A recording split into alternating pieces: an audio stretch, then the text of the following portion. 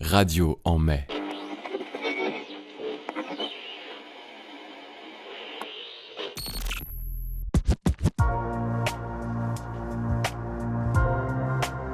Je vais vous lire les premières pages de Thésée, donc Sa vie nouvelle.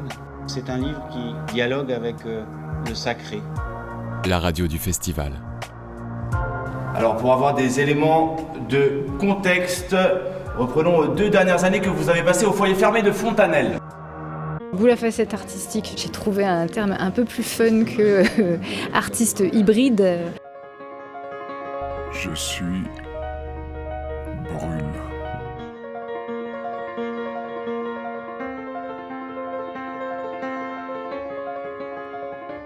La radio du festival. And we are all connected. Bonjour à toutes, bonjour à tous. Ravi de vous retrouver cette année encore au Festival Théâtre en mai, au Théâtre Dijon-Bourgogne, Centre Dramatique National. Aujourd'hui, 22 mai, c'est l'ouverture pendant 2 semaines jusqu'au 31 mai. 15 spectacles, des événements, des rendez-vous. On est tout fébrile là parce qu'on sort de la première représentation du festival Thésée, Sa vie nouvelle, qui est un spectacle absolument formidable, qui nous rend tendus, plein d'émotions. On l'entend peut-être un peu dans ma voix. On va prendre un peu le temps et on va recevoir le metteur en scène, Guy Cassir, c'est la comédienne phénoménale Valérie Dréville dans une dizaine de minutes. Mais pour l'instant, j'aimerais vous dire que pendant 4 émissions, on va suivre le festival et vous pourrez entendre tous les artistes qui le font, toutes les œuvres qu'ils présentent et souvent qu'ils créent. Pour aujourd'hui, au programme, avec un peu plus de détails et un peu plus posé, je laisse la parole à Antoine Berry-Roger, qui est comédien d'ailleurs, mais qui est aussi et surtout pour nous aujourd'hui le réalisateur de l'émission. Merci beaucoup Aude Lavigne pour cette présentation. Alors effectivement, aujourd'hui pour cette première émission de Radio en mai, nous allons accueillir sur notre plateau Simon Roth et toute son équipe qui va nous présenter son spectacle « Erdal est parti ». On aura également une interview de Muriel Carpentier qui nous parlera de son spectacle « Brûle », actuellement en représentation à la salle Fournier. C'est la raison pour laquelle elle ne peut pas être parmi nous. Et puis, on aura le plaisir de recevoir Guy Cassers et Valérie Dréville qui viennent effectivement de nous retourner totalement. Moi, en tout cas, je suis assez bouleversé. Mais pour commencer cette émission, j'aimerais effectivement laisser la parole à Claire Guez, qui est la co-directrice du TDB. Bonsoir Claire. Bonsoir. Alors, voilà, une ouverture au Parvis Saint-Jean, un des lieux du festival. Dans une année, on va faire un petit point, avant de parler du festival, un petit point sur l'activité du Centre Dramatique National, Théâtre Dijon-Bourgogne, parce que dès qu'on arrive dans le Parvis cette année, on voit déjà une transformation. Le Parvis, qui est pourtant un lieu ancien, change à chaque fois qu'on vient. Oui, il y a eu une grande restauration du hall du Parvis qui a eu lieu à la fin de Théâtre en mai l'année dernière et qui a duré jusqu'à la mi-novembre, date de réouverture, où on en a profité pour fêter aussi les 50 ans du Parvis. Cette rénovation, en fait, a été essentiellement tournée autour de comment rendre le lieu, rendre sa grandeur au lieu. Et donc, on a travaillé avec des architectes du patrimoine, avec le conservateur en chef des monuments historiques de la DRAC, pour rendre ce lieu plus beau, plus agréable.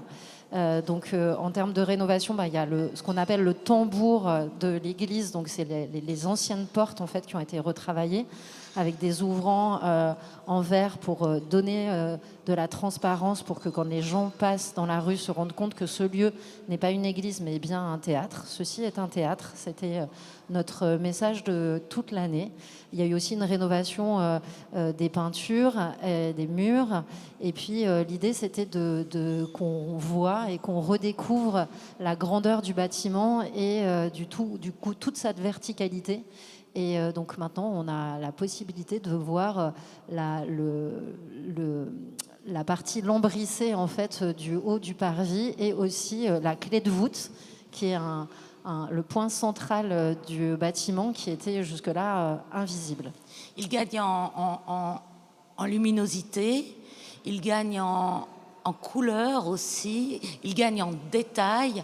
Il n'est pas sans rappeler le spectacle qu'on vient juste de voir, Thésée, sa vie nouvelle, qui est du passé, prenons, éclairons, dépoussiérons, retrouvons, non pas une source vitale, quoique il en est aussi question, beaucoup d'eau, mais retrouvons une forme de sens, de lumière, et je trouve que c'est vraiment intéressant de voir aujourd'hui l'architecture du parvis au regard du spectacle qu'on vient à peine de quitter. Oui, parce que c'est aussi une rénovation qui est qui est ancrée aussi dans les nécessités et les besoins du théâtre, et donc ça répond aussi à comment le passé vient aussi nous re-questionner et nous permet d'avancer et donner à ce lieu la possibilité de vivre sur les 50 prochaines années.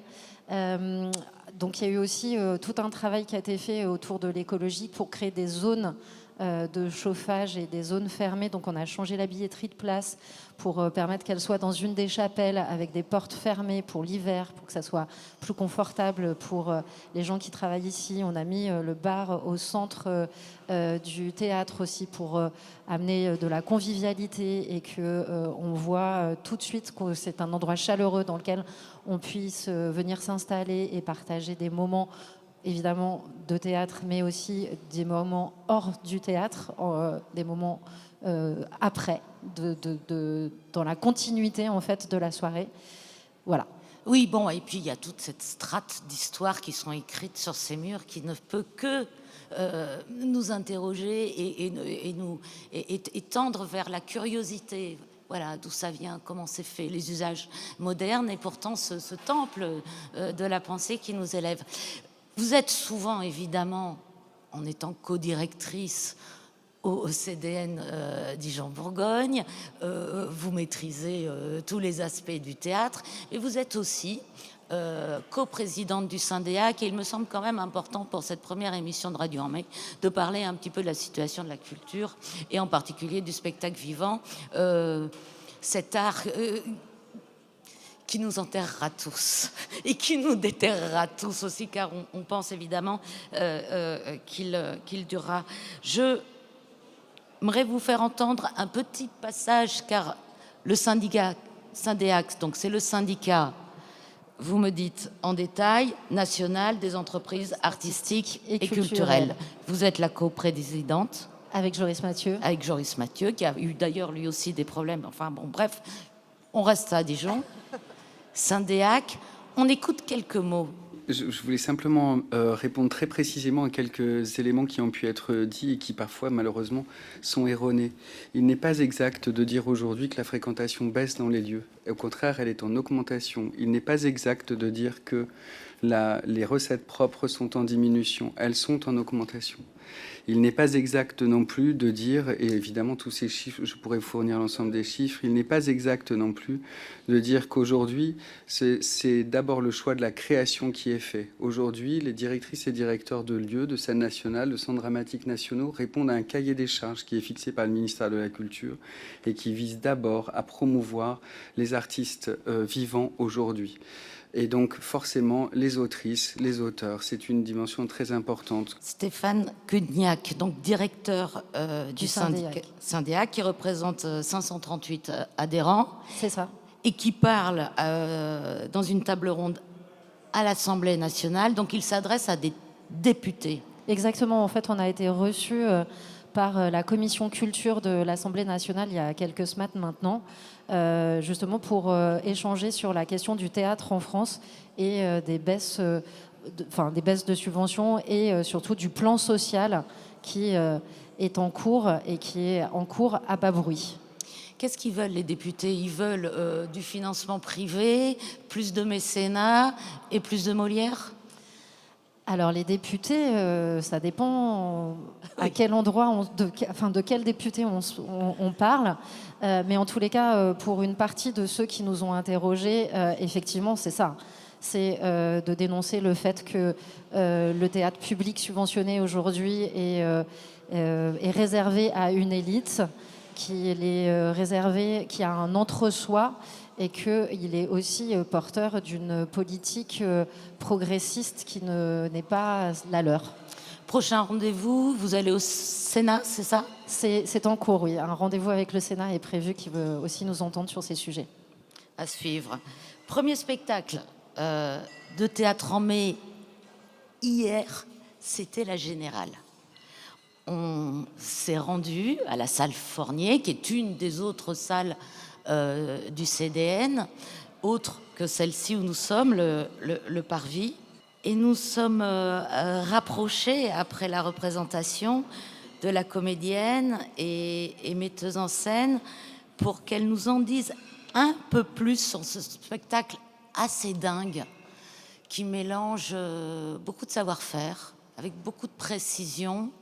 Un théâtre qui est à la fois très marionnettique et en même temps très visuel et très moderne, avec des superpositions d'images. Le titre de son spectacle, c'est « Brûle ». Et pourquoi brûle ? Un mot qui peut un peu résonner sur les émotions qui brûlent, sur les choses qui brûlent autour de nous. Et Muriel Carpentier. Le choix du nom était assez juste en fait par rapport au projet, parce que ça parle de ça, des émotions qui parfois nous explosent un petit peu en nous, on va dire. Et ce qui est très très beau dans votre spectacle, qui est comme un poème visuel, c'est que les couleurs bougent, sont vivantes, et on vous voit en train de les faire. C'est un travail très subtil, très très sophistiqué, mais dont vous tissez toujours une image qui va vers le rêve, qui oublie qu'on peut avoir des bordures. D'ailleurs, le personnage dit ça, c'est « je ne connais pas ma bordure ». Du coup, au début du texte, il dit ça, et il y a l'idée en fait qu'on est au théâtre déjà aussi, mais on montre des choses qui ne sont pas visibles. Moi, je viens du milieu des arts plastiques, des arts visuels et numériques. Et petit à petit, je me suis rapprochée en travaillant dans d'autres projets de spectacle. Et l'idée, c'est un peu de montrer aussi ces choses qu'on ne voit pas. L'artiste qui est en train de fabriquer son dessin, sa toile, sa sculpture, en fait, on ne le voit pas réaliser ces choses-là. Et là, en fait, on est justement dans la possibilité de pouvoir apercevoir comment est-ce qu'il construit, et que ça va quand même vite parce qu'on est dans une temporalité dans un spectacle, donc voilà, on peut pas. Il y a certaines choses qui méritent beaucoup plus de temps, bien sûr, mais là, en tout cas, c'était l'idée aussi de montrer le geste, qui est aussi pour moi hyper important, parce qu'il y a presque, même quand on dessine ou quand on crée, il y a aussi quelque chose un peu qui nous habite, et du coup, voilà, dans la manipulation, dans toutes ces choses-là. Et du coup, au plateau, je suis accompagnée aussi de Pierre Lenry, qui est avec moi et qui manipule aussi voilà, différents éléments. Et à deux, du coup, on se complète en fait pour du coup faire vivre toutes ces matières, et pour amener dans un univers un peu métaphorique, un peu surréel. Est-ce que on est tiraillé entre hyper archaïque, une forme assez archaïque du dessin, là, de la main, du graphite qui crisse sur le papier, à une forme extrêmement moderne, contemporaine, technologique.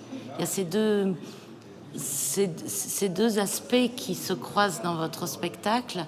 Brûle, est-ce que vous pouvez me dire si vous avez inventé un procédé spécifique pour réaliser certaines images ou certains moments dans ce spectacle? Ce que je trouve intéressant, c'est de travailler l'œil en fait du spectateur et de réfléchir à des sortes d'illusions d'optique. de réfléchir aux matières sur lesquelles l'image va être projetée et qu'en fait ça va troubler l'œil et nous donner une sensation en fait différente. C'est pas seulement une image en fait qui est sur une télévision et projetée sur un écran, juste un fond de scène, c'est que du coup il y a une autre dimension, mais avec des procédés qui sont finalement des procédés archaïques justement et mélangés avec aussi du numérique et qui donne justement une impression en fait de nouvelles technologies, etc. Mais c'est aussi fait avec des choses assez simples. C'est vraiment une histoire de couture et de superposition où le travail est assez long en fait par rapport à ça à mener parce qu'on a beaucoup d'idées en tête, mais finalement quand on les teste, c'est vraiment plein de couches qui se mettent les unes au-dessus des autres. La trame visuelle, c'est les arts plastiques et les arts numériques qui en fait sont au cœur du projet, mais autour de ça, en fait, il y a différents médiums qui le complètent, et en particulier le texte, qui est une parole poétique, en fait, qui aussi a le rôle clairement de donner des indices.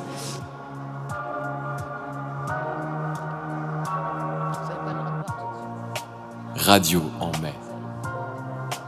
La radio du festival.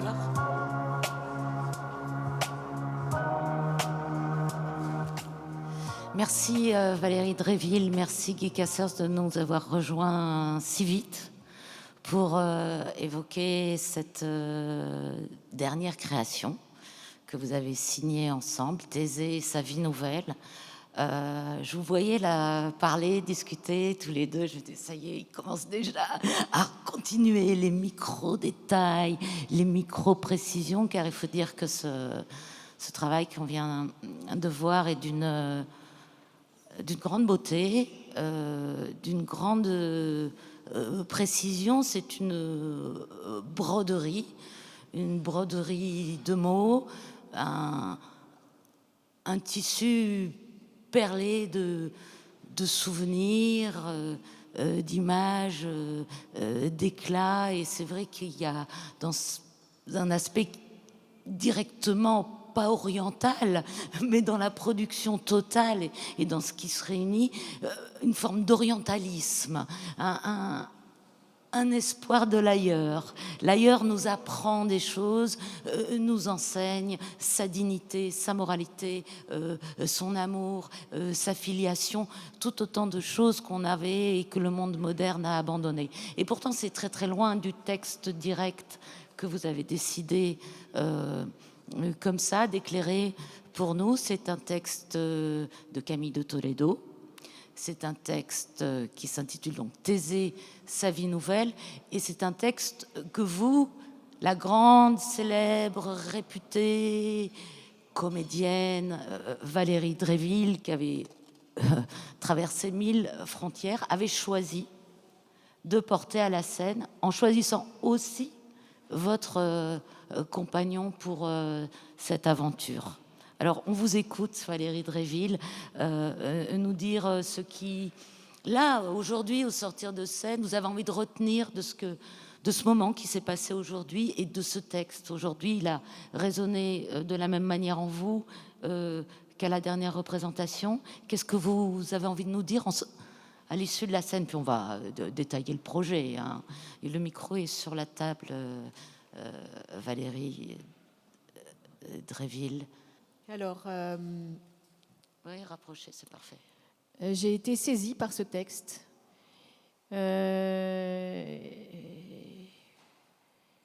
Vraiment touchée. Et quand je l'ai eu fini, je me suis dit, en fait, c'est pas seulement de la littérature, c'est vraiment une voix.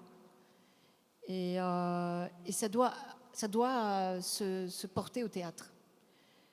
Voilà, j'ai eu cette sorte de... C'était comme une évidence pour moi qu'il fallait le faire. Et donc après, tout de suite, j'ai pensé à Guy.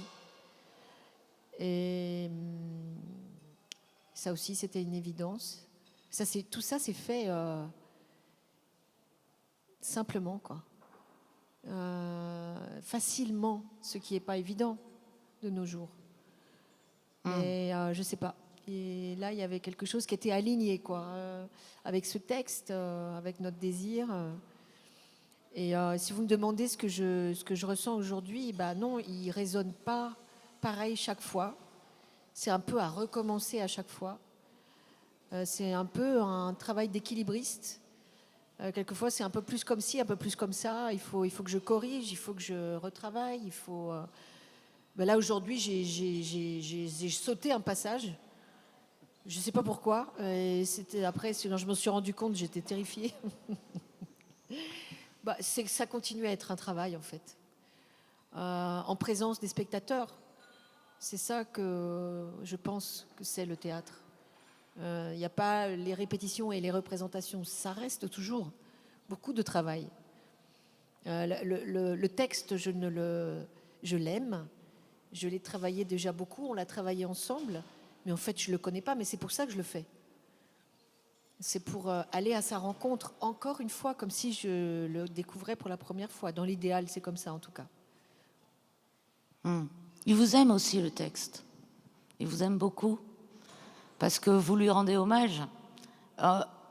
Vous êtes là, seul, avec tous ces mots écrits, mais ces mots qui deviennent vivants, parce qu'il y a différents personnages, on peut dire, en tout cas différents acteurs qui n'ont pas eu la parole et à qui vous donnez la parole. Vous donnez votre voix en plus dans des subtiles inflexions, un peu plus graves, un peu plus aiguës, peut-être parfois un peu plus rapides. Le début, vous parlez très lentement. Vous commencez, votre voix, elle est lente. Et puis, on essaie de la suivre aussi. On n'essaie pas de savoir si vous incarnez tel ou tel personnage à tel moment. Mais la voix, elle nous donne des chemins, des indications. Parce que c'est condensé, c'est une histoire d'un siècle en 1h30 de théâtre, avec plein de personnes qui sont à moitié morts et à moitié vivants. Et ça, c'est vraiment, je pense que le texte vous apprécie. Guy Cassers, je vous laisse parler. Non, pour moi, c'est comme vous dites, c'est un voyage des voix qui sont là et qui ne sont pas là. Mais on entre dans un univers où la physicalité de Valérie nous emporte dans une direction où on peut, même s'il y en a beaucoup des images sur scène, au même temps, je pense qu'on essaie de stimuler le spectateur de voir autre image, autre chose, et même réfléchir sur sa propre vie, sur sa ou son famille du passé, des générations et du XXe siècle soi-même. Et qu'il y a une certaine atmosphère amorphe où on donne des couleurs pour vous créer votre peinture vous-même, je pense. Il faut dire en 2 mots, parce que là on s'adresse à des personnes qui ont vu le spectacle. Il faut dire en 2 mots, et je me permettrai de résumer maladroitement l'ouvrage de Camille de Toledo. L'auteur assiste au suicide de son frère, et à partir de ce suicide qui provoque des suicides en cascade dans sa famille, jusqu'à lui, un mal-être profond dans son corps, il va entreprendre le voyage de sa famille plus ancienne pour essayer de comprendre quelle est la raison pour laquelle son frère s'est suicidé, avec cette phrase extrêmement merveilleuse qui assassine celui qui se donne la mort. C'est peut-être pas précis. Qui commet le meurtre d'un homme qui se tue? Alors c'est une question éminemment politique. Et vous réussissez, sans stigmatiser trop les époques, à Et je trouve que c'est vraiment formidable ce spectacle parce que c'est une grande finesse. J'ai envie de le revoir parce que il est très très très très riche. Il y a des images, il y a du pixel, il y a du gros plan. On passe à un tapis d'images, se transforme en tapis oriental. Et puis ça zoome, ça dézoome. Et là, on voit un portrait d'une comédienne qui parle. Alors oui, de quelles images sommes-nous aussi les héritiers? C'est aussi tout ce qu'on voit, ce qu'on entend, et l'éminente image et parole manquante. Je crois que c'est le cœur de ce spectacle, et le mot manquant, manquante, est dit à plusieurs reprises. Alors, quelle est la parole manquante? Quel est le geste manquant de votre théâtre? Autour de quel espace ici vous êtes retrouvés tous les deux? Il y a une enquête. Il y a une énigme. Le pourquoi de cette mort. Il y a un trauma. Il essaye d'oublier, mais en fait c'est impossible à oublier un trauma. Et après 13 années d'évitement, il décide de regarder en face son passé. Mais c'est très dur, parce qu'on veut toujours aller de l'avant, on veut aller dans la vie nouvelle, on ne veut pas regarder le passé. On veut l'oublier quand il est douloureux comme ça. Mais lui, il le fait parce qu'il n'a pas le choix, parce que son corps est en train de tomber. Et là, il plonge dans plusieurs strates de passé. Ce n'est pas seulement ses parents et son frère et sa propre enfance, mais c'est aussi l'histoire. C'est aussi l'histoire, par exemple, des 30 Glorieuses, oui, jusqu'à la Première Guerre mondiale. Ça remonte encore plus loin. Et là, il défait les mythes qui ont été fabriqués par les familles, par les États, par la suite des guerres, par toutes les choses, les mémorials, etc., etc. Et il renoue des liens qui ont été coupés. Et c'est ça que je trouve, moi, très, très beau dans ce livre, c'est que c'est vrai que le sujet est dur, parfois, cru comme ça, mais le sens est très bénéfique parce que en faisant ça, en défaisant les mythes et en comprenant comment les corps, les histoires, les mythes de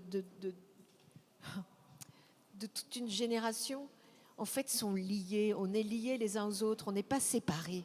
On n'a pas chacun son destin, chacun sa vie. Et ça, je trouve, aujourd'hui, ça fait du bien à entendre. Parce qu'on est dans une société quand même très individualiste. Chacun peut faire ce qu'il veut, et chacun contrôle son propre destin, etc., etc. Ça, il le remet en question, mais dans un sens qui donne des forces, dans un sens très lumineux, en fait. Et c'est ça qu'il trouve, c'est ça qu'il sauve de ce poids du passé destructeur, en fait. Et je trouve que ça donne un espoir, ça donne l'idée que on peut faire quelque chose avec tous les déterminismes de l'existence, avec sa génétique. On peut transformer quelque chose. Et le théâtre, il est aussi là pour transformer.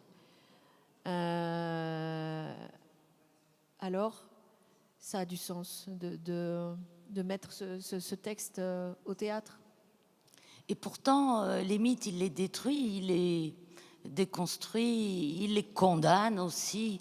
Cette mythologie de la vie moderne, plus vite, plus vaillant, on oublie les guerres, on avance vers l'avenir. Et pourtant, Thésée, il s'appelle Thésée.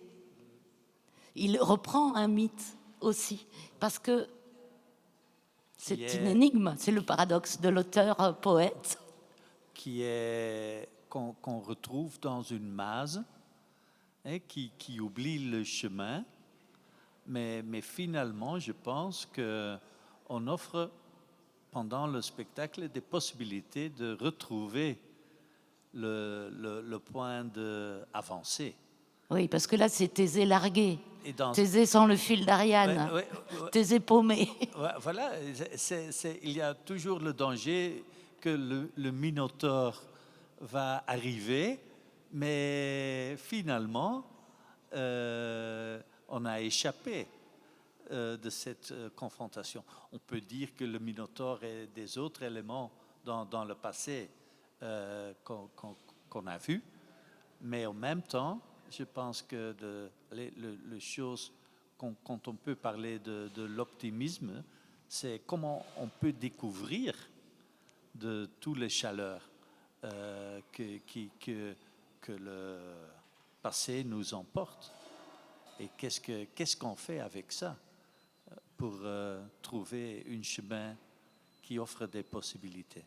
Oui, parce que la charge contre les 30 Glorieuses est assez radicale, de même que c'est un texte qui est fondamentalement antimilitariste et qui arrive à faire renaître des souvenirs, des combats de ce grand-oncle qu'il a eu, qui vient d'un Ottoman perdu, qui ne traitait pas particulièrement bien d'ailleurs la communauté juive dont il fait partie, ce grand-oncle. Il se retrouve à la Première Guerre mondiale à être heureux de parler quelques mots d'arabe et de pouvoir avoir comme camarade de combat un bataillon arabe, on se demande bien ce qu'ils font dans la Somme, à perdre leur vie. Alors, on est encore entre le cheval et la voiture, donc il y a plein d'images qui surgissent comme ça, et c'est vrai que c'est un pamphlet aussi d'une certaine manière extrêmement fort sur les certitudes de tous ceux qui nous dirigent. Et c'est vrai qu'aujourd'hui c'est un texte assez salutaire parce qu'il n'est pas non plus dit et donné avec un ton qui critique. C'est quand même un homme qui pleure. Oui, tout à fait, oui. Tout à fait. C'est un homme très fragile qui questionne d'ailleurs l'histoire, dans l'histoire de sa famille et dans l'histoire avec un grand H, qui questionne cette comment dire, cette histoire de la force. Pourquoi est-ce qu'il faut toujours être fort? Pourquoi est-ce qu'il faut toujours réussir, gagner? Pourquoi est-ce qu'on ne peut pas accepter la fragilité, la faiblesse? Et ce Thésée, il est du côté de ceux qui tombent. Oui, la longue lignée des hommes qui meurent, évoque-t-il à un moment donné. Bon, c'est un peu notre sort de toute manière. On fait partie de cette lignée-là. Absolument. Contre certains malins qui pensent que la bioéthique technique nous rendra immortels. Vous avez beaucoup travaillé, Guy Casseur, sur l'histoire de cette Europe vacillante, combattante. C'est pas un texte historique, ça, mais pourtant... Non, mais il y en a des éléments, comme l'histoire de Première Guerre mondiale, que pour moi, c'est le point de voir l'entrée de cette génération de la famille de Camille de Toledo. Ça, pour moi, c'était nouveau, qu'il y a tous les Juifs marocains qui ont venu ici pour battre contre l'Allemagne. Pour moi, allez, on raconte pas ça dans les livres d'histoire. Je n'ai pas écouté ça dans l'école parce que c'est si bizarre comment ils ont aussi sauvé nous dans ce moment-là et en même temps maintenant on n'accepte plus. Et ça va très vite dans un siècle comme ça. Et ça, je pense que c'est pas seulement comment on peut digérer les traumas, mais aussi c'est quoi les choses qu'on ne va pas oublier du passé, qu'on fait qu'on pousse dans le couloir de notre histoire comme pays. Je vous propose d'écouter une petite minute de Camille de Toledo parler de ce Thésée, sa vie nouvelle.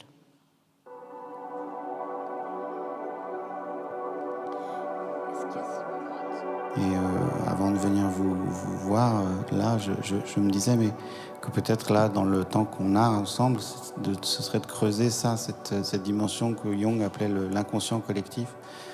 Et comment l'inconscient historique, comment l'inconscient collectif, en fait, s'agrippe à nos corps. Et moi, dans mon travail d'écriture, ça a toujours été un objet particulier, ça, de comprendre qu'est-ce qui est dans l'inconscient, dans l'angle mort de l'histoire. Donc là, dans le récit Thésée, sa vie nouvelle, c'est le corps qui devient le réceptacle, un peu comme un récipient qui vient filtrer et accueillir tous ces traumas des générations successives.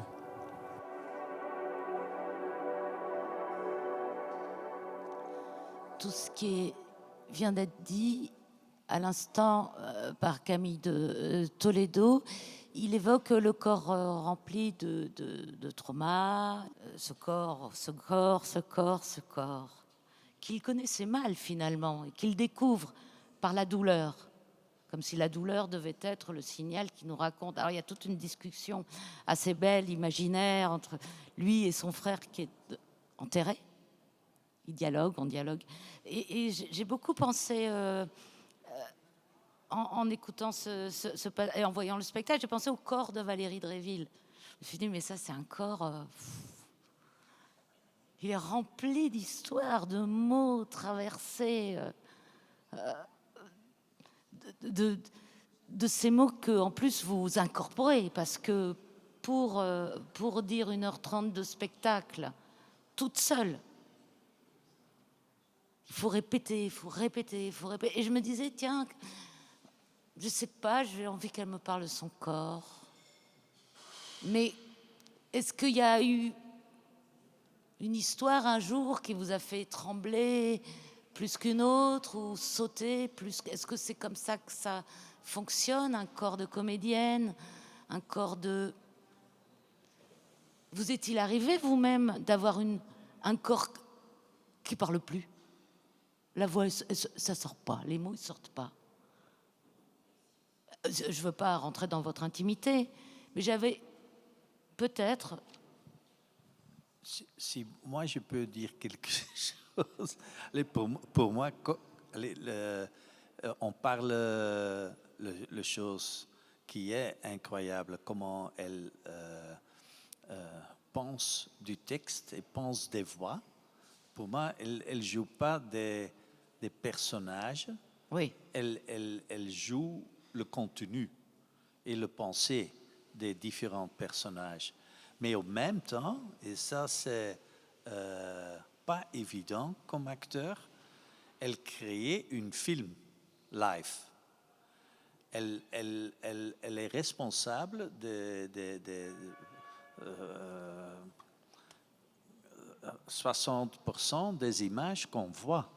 Elle est responsable, elle crée l'image avec l'assistance des techniciens qui l'aident, mais elle est responsable de contenu de l'image, elle est responsable du montage des images et comment le total avec sa corps seul, elle doit créer des circonstances où on crée des espaces qui, chaque scène, sont différents. Oh là là. Alors, cette responsabilité, pour moi, de faire ça live, c'est pas évident de prendre ça tout avec.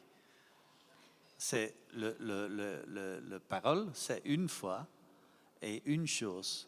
mais elle fait beaucoup plus que seulement ça. Mais on ne s'en rend pas compte. Oui, Vous voilà. me le dites, là, vous révélez une Ah oui, mais ça c'est bien si tu sens pas le technique derrière. Ça c'est la chose que je veux, que tu restes chez elle et avec elle comme guide, tu entres un autre univers. Et c'est elle qui, si tout va mal, c'est la responsable. Tu vois très bien qu'est-ce que le metteur en scène a demandé à elle, Oui. pourquoi tout ce technique, mais si tout va bien, tu oublies le technique. Et ça, c'est les choses, je pense que Valérie créait devant le public. Ah ouais, on rentre dans la troisième dimension, comme on dit. Là, c'est un corps multiplié, comme des diffractions de miroir. Ouais. C'est éclaté. Elle créait un film live sur scène, mais Pendant dans une manière que, pour moi, ça renforce le médium théâtre. Valérie, on n'est pas dépossédé de son corps quand on a toutes ces choses à faire, là. C'est pour ça que j'ai envie de travailler avec Guy, quoi. C'est parce qu'il vient de dire là. C'est très concret, c'est simple. Et en même temps, c'est que du travail. Moi, j'avais jamais fait un travail comme ça, avec la technique, les caméras. C'est à la fois du théâtre et du cinéma en même temps. Donc c'est absolument passionnant, mais pour moi c'est de l'inconnu. Hein. Donc il faut comprendre comment ça marche. Et j'ai pas fini. Enfin, je veux dire, chaque jour c'est un enjeu de faire ça. Mais c'est passionnant parce que on crée quelque chose qu'on connaît pas bien. Alors c'est intéressant. Ah oui, encore une aventure. Vous vous jetez en haut de la falaise. Merci beaucoup à tous les deux, Valérie Dréville et Guy Cassers. Merci infiniment.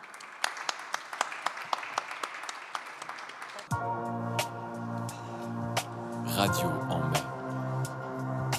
La radio du festival.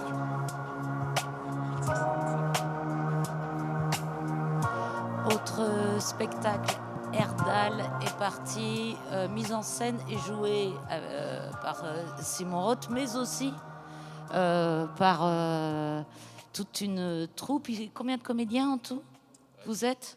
Du coup, on est 4. Voilà. 4 comédiens, mais là avec nous, Ramo Jalil et Saïd Ghanem. Vous venez juste d'arriver à Dijon. Exactement, ouais. Voilà, et vous êtes venus pour ce spectacle, Erdal est parti, qui est un spectacle qui a très très très bonne presse, qui a eu plein de prix pour l'inventivité, le talent des interprètes, l'histoire. C'est vraiment le succès de l'année. D'ailleurs, Simon Roth, il y a plein de dates, hein, vous jouez à peu près partout. Oui, non, on est content, ouais, carrément. Voilà, vous êtes content. Alors l'histoire, c'est une histoire vraie. Et ce qui est très intéressant dans ce spectacle, à l'instant, on avait Valérie Dréville et Guy Cassers qui nous racontaient l'histoire d'un spectacle où une comédienne s'empare de toutes les présences d'un livre. Vous, c'est plutôt l'inverse. Ouais. C'est très exactement l'inverse. Alors, il y a une présence, une histoire, celle d'Erdal, et toute une bande de joyeux comédiens et comédiennes qui vont l'interpréter. Précisez-moi un petit peu l'histoire, Simon Roth, et le principe. Ensuite, on demandera à certains des comédiens. Alors, l'histoire, c'est que j'étais dans une colocation à Saint-Denis. Et j'habitais pas encore dans cette colocation, et un soir, je suis arrivé et j'ai appelé un ami parce que j'avais raté le dernier RER. Cet ami m'a accueilli dans cette colocation, et il se trouve que dans cette colocation, il y avait du coup Erdal qui a accepté de partager sa chambre avec moi. Et en fait, on a commencé à parler, et c'était un soir de semaine, on devait vraiment dormir, on travaillait le lendemain, etc. Et en fait, il a commencé à me raconter son histoire. Et c'était un peu comme Les Mille et une Nuits, bon, évidemment sans l'enjeu tragique derrière, mais en tout cas, il y avait vraiment la force du récit qui fait que voilà, on en a parlé un peu toute la nuit de son histoire. Et le lendemain matin, je m'en souviens, je marchais dans les rues de Saint-Denis et j'étais un peu, mais qu'est-ce qui s'est passé? Enfin voilà. Et après, j'ai intégré cette colocation, donc on s'est revus. Et au fur et à mesure, en fait, il m'a proposé que je mette en scène son histoire, alors qu'il n'était jamais allé au théâtre. Moi, ça m'a beaucoup étonné parce que je voyais pas du tout ce qu'il pouvait voir en moi qui puisse un peu représenter sa vie, quoi. Du coup, au début, j'ai refusé. Et après, je lui ai plus posé des questions sur pourquoi il voulait avoir sa vie au théâtre alors qu'il y est jamais allé. Qu'est-ce qui se joue là-dedans? Et c'est vrai que les mots qu'il a utilisés à ce moment-là, c'était très proche de la catharsis d'Aristote. Donc la purgation des passions, la mimésis, donc la capacité de se sentir représenté par d'autres. Et donc c'est là qu'on a commencé une recherche, non pas sur le fait de raconter son histoire au début, mais sur qu'est-ce qui se joue dans le fait de raconter une histoire pour quelqu'un qui n'est jamais allé au théâtre et qu'est-ce qu'il vient chercher là-dedans. Voilà, ça c'était le point de départ. Son histoire, vous la racontez. Ouais. Elle se raconte dans plusieurs corps. C'est-à-dire que vous avez fait la catharsis 2.0, comme on peut dire, multiplier, démultiplier, presque sampler d'une certaine manière, si je veux utiliser des termes musicaux d'ordre répétitif, puisque c'est un spectacle qui forcément, comme il y a chorale autour du 1, c'est très musical. Qu'est-ce que vous me diriez, vous, Saïd Ghanem, de cette manière d'être à plusieurs sur scène pour interpréter, entre guillemets, le même personnage et la même histoire? Qu'est-ce que ça vous demande comme capacité d'écoute, de jonglage, En fait, ce qui est très fou, ce qui est assez particulier dans ce spectacle, en tout cas dans le type de spectacle que Simon apporte, parce qu'il est vraiment... Déjà, merci Simon, merci, on est très heureux d'être ici à Dijon pour ce spectacle et de vous le présenter là, ces prochains jours. Déjà, c'est une grande fierté de porter l'histoire d'Erdal en fait, ici à Dijon. Et en fait, généralement, quand on joue une pièce de théâtre, en fait, on incarne des personnages qui sont très loin de nous, très loin de nos vies, en fait. Là, bizarrement, quand on joue ce spectacle, en fait, on joue vraiment la vie de quelqu'un qui existe. Erdal, il est venu voir la pièce plusieurs fois. On n'a pas le droit, en fait, nous, de trahir sa mémoire, de trahir son histoire, de trahir cet héritage-là que lui nous a transmis. Donc, il y a quelque chose de très... En fait, on est tous une part d'Erdal. On est tous des humeurs différentes, on est des émotions différentes d'Erdal. Et en fait, à nous quatre, Rameau, Macha, Bénicia, moi, et même Simon, même s'il n'interprète pas Erdal, qui est quand même sur le plateau, c'est comme si on était des membres du corps en fait, d'Erdal et que nous cinq, on incarnait en fait Erdal et qu'on était tous les cinq, voilà, le bras, la jambe, le cœur. Et en fait, c'est un relais qu'on se transmet les uns les autres avec de la danse, avec du corps. Et ça, après, c'est du travail et du travail. Ça s'est pas fait comme ça, quoi. Et à vos côtés, précisément, Rameau Djalil, est-ce que vous pouvez me raconter un peu quand même l'histoire d'Erdal, ce qui vous touche, comment vous avez rencontré? Parce que là, on parle Erdal, sa vie, mais est-il si différent des autres, ce Erdal? A-t-il eu une vie exceptionnellement rare, originale? Qu'est-ce que vous en pensez? Est-ce que vous pouvez me raconter un peu sa vie? Original, non, je pense pas. Je pense que c'est... En fait, on peut se retrouver tout le monde peut se retrouver dans ces récits-là, et c'est pour ça que ce récit est... C'est pour ça aussi que ce récit est très...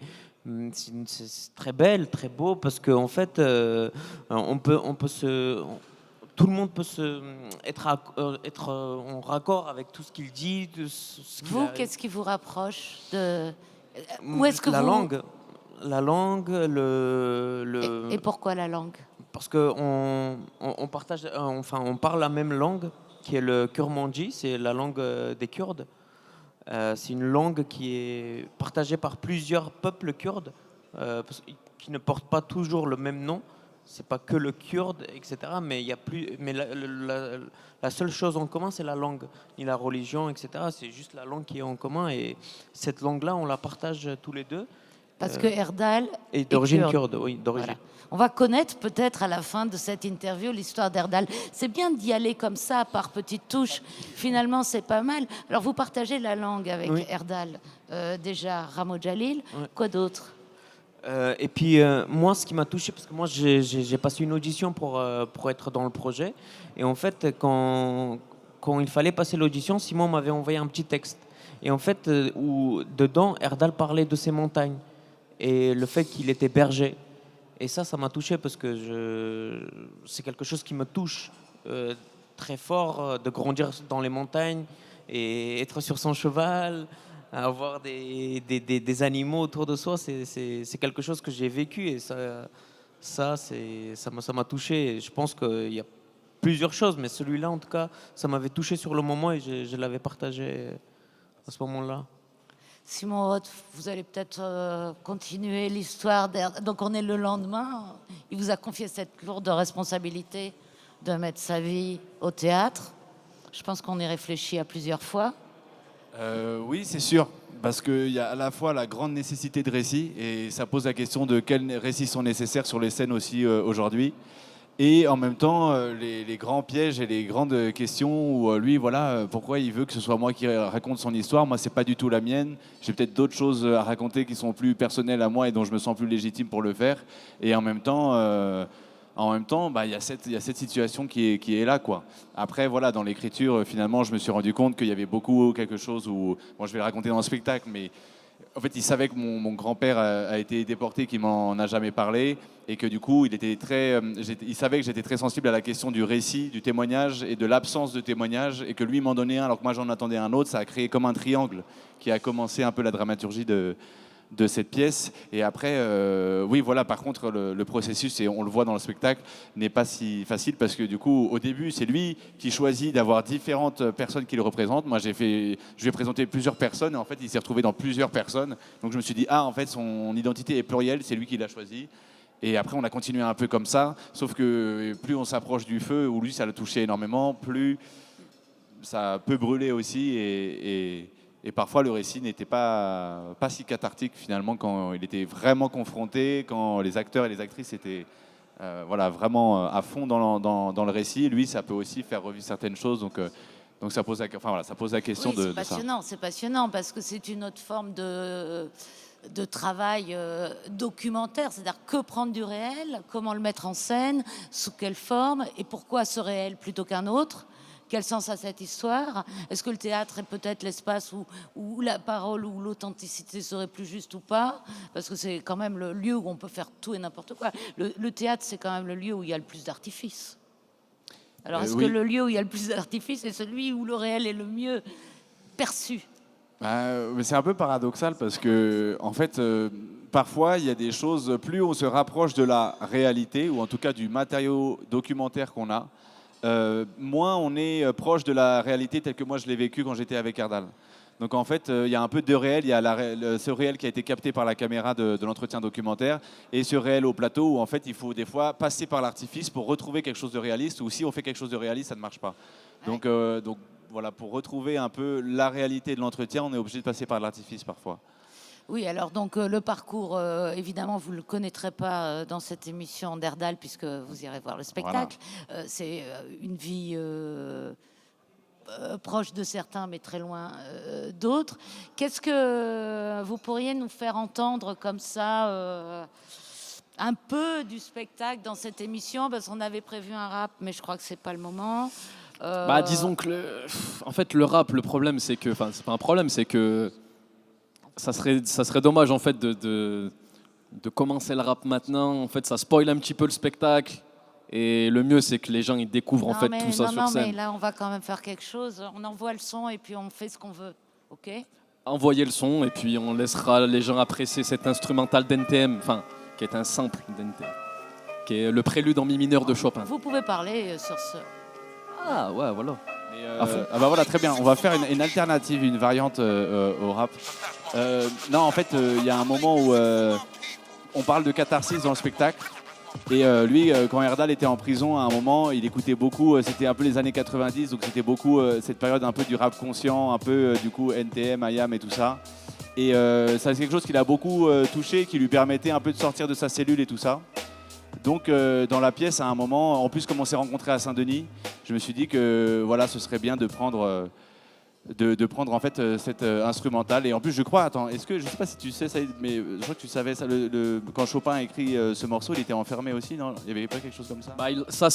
On va dire que ce prélude-là, il a été composé quand il était encore avec Georges Sand, on va dire dans les derniers moments de sa vie commune avec Georges Sand, où lui, il était aussi très affaibli physiquement. Donc, c'est pour ça que le morceau est assez simple, entre guillemets, à jouer, parce que on va dire que les accords de la main gauche sont vraiment que des accords plaqués, mais ça reste quand même, harmoniquement parlant, c'est le summum de la beauté, en fait, Chopin. Mais voilà, ça a été aussi un moment où lui, il était très touché, très faible, très affaibli par cette relation aussi avec George Sand. Ils allaient beaucoup à Majorque, parce qu'elle avait une maison à Majorque aussi, George Sand.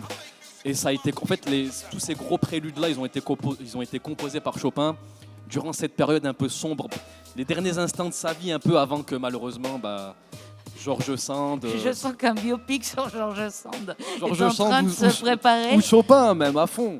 Ah oui, Chopin, oui, vous avez une équipe vraiment bah compétente oui. dans tous les domaines. C'est la raison, avec Saïd, on était au conservatoire ensemble et il n'y avait pas ce genre de morceau, mais au début, du coup, on entendait beaucoup jouer. Saïd a appris le piano en autodidacte, quoi. C'était impressionnant, on l'a vu commencer comme ça avec des vidéos, je crois, des choses comme ça. C'est ça, grâce à YouTube. Hein. Voilà, on peut tout faire aujourd'hui grâce à YouTube. Donc, Et alors, dans le spectacle, sur ce fond musical, vous réinventez des paroles. Il faut dire voilà, l'espace du décalage entre cette musique, le réel clairement expliqué par Saïd, et ce que vous en faites sur scène. Ouais, c'est ça. En fait, j'ai pris tout le moment de l'entretien où il parle de la prison, et j'ai essayé de faire l'exercice de style, de réécrire à la manière de du coup IAM. Ou NTM. Au début, je dis IAM parce que la première instrumentale était de IAM, finalement là c'est NTM, mais du coup c'était vraiment pas du tout le même rap qu'aujourd'hui, quoi. Du coup voilà, il y avait. Mais c'est bien parce que c'est un rap aussi très un peu ce qu'on appelle storytelling, donc il raconte une histoire. Donc du coup ça va permettre de raconter l'histoire d'Erdal, quoi. Est-ce qu'on pourrait avoir une phrase, un extrait, quelque chose, alors que l'émission va vers, je sens Saïd réfléchir, mais ce n'est pas une... Premier mot du n'importe quoi, du spectacle, un extrait, du rap, comme vous voulez. Après, je vois qu'il y a l'instru qui est quand même là encore un peu, ça peut envoyer 2-3 mesures du rap, en vrai. À tout moment, ça rappe un peu. Si le DJ il est chaud pour nous faire tourner l'instru, à fond. Aïe, aïe, aïe, il régale. Dans ma cellule, j'écris des lettres, des textes de rap, je fais du sport, du gainage, je travaille mon 6-pack. Je regarde la télévision, l'émission d'Ardisson, les documentaires, les films et toutes les chaînes avec du son. Je vois que les chaînes allemandes sont bien en avance, qu'éclatées au sol sont celles de la France. Parmi toutes ces heures de télé avalées, il y en a surtout une qui dans ma tête sera gravée. 11/9/2001. Magnifique. Magnifique. Ah, Saïd Ghanem, bravo, on a réussi en pensant. Le texte, il est du metteur en scène, c'est lui qui a écrit le rap, c'est lui qui nous a pondu ce texte incroyable que vous découvrirez dans Erdal dans son entièreté. Merci beaucoup, messieurs. Merci de nous avoir rejoints alors que vous descendiez du train et que demain déjà vous présenterez votre très beau spectacle Erdal est parti. Merci. Hein. Merci, ouais. Merci à tous sous les applaudissements. L'équipe d'Erdal est partie. On vous donne rendez-vous demain, samedi 23 mai, même heure, 20h15, même lieu, le Parvis Saint-Jean. Et demain au programme, Antoine ? Demain, Aude, on aura le plaisir de recevoir Caroline Arroas et Jonas Marmy qui nous présenteront Dora et Franz, un spectacle littéraire, musical et amoureux qui met en scène la relation entre Franz Kafka et Dora Diamant. Il y aura également une performance live de Caroline Arroas et Jonas Marmy qui chanteront, qui liront et qui joueront d'un instrument en live. On aura également l'interview de Juliette Navis, Laure Matisse et Douglas Growells qui nous parleront de leur collaboration et de la trilogie créée par Juliette Navis, JC, Céline, et dont le dernier volet, Pedro, est présenté cette année lors de cette nouvelle édition de Théâtre en mai. On aura également le spectacle Crash avec Jeanne Frankel et Com Castro qui seront avec nous, un spectacle qui mêle théâtre et cinéma qu'on a hâte de découvrir, sans oublier évidemment Émilie Faucheux et son spectacle Tumeur et Tutu d'après le roman éponyme de Léna Gare. Rendez-vous donc demain au Paris Saint-Jean. Rendez-vous demain à l'écoute de Radio en Mai, un projet imaginé et produit par le théâtre Dijon-Bourgogne en collaboration avec Making Waves. Radio en mai. La radio du festival.